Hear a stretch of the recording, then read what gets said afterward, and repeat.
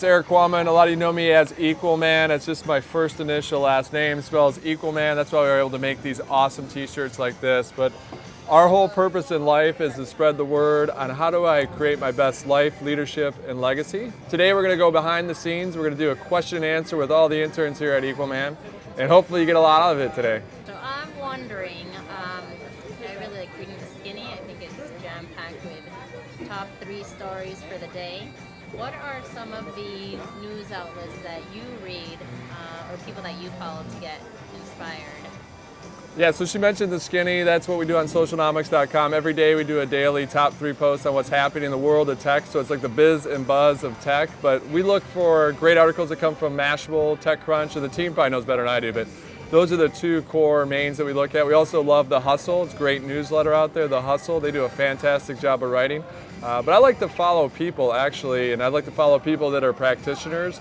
And so the best practitioners in my mind are, you've got Guy Kawasaki, Seth Godin, Tony Hsieh. I love Tony Hsieh, CEO of Zappos. He just thinks completely differently than a lot of people.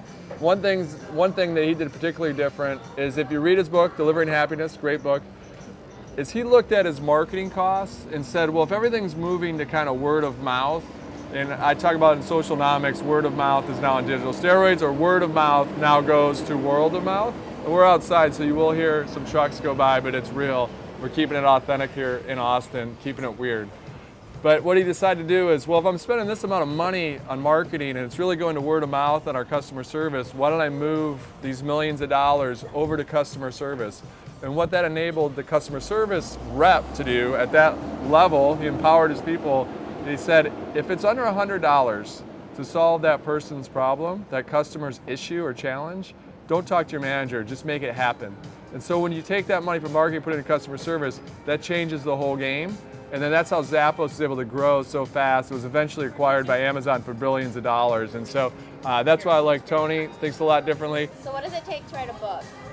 Yeah, it's a good question, Victoria. So when it comes to writing a book, I get that question a lot, like what does it take, how long does it take? And actually, I think everyone out there has a book in them. That's not to mean that you should actually write the book. If you're not a good writer, there's all these companies that can help you write it. But when it comes to writing a book, I think the reason you write a book is for 2 reasons. One, it's either to change yourself or to change the world. So it's either to change yourself or to change the world.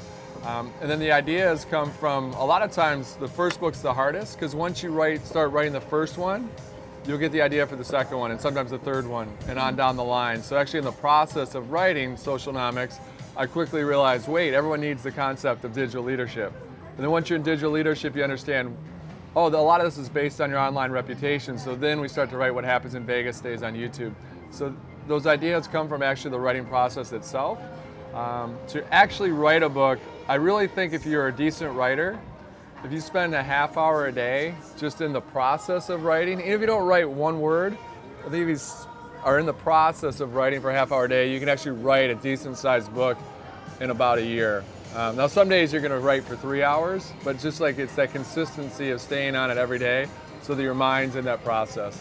But I think I definitely everyone has a book in them, and so stop waiting on it, go out there and do it, or if you can't write, get someone that can and then start to explore the idea with them.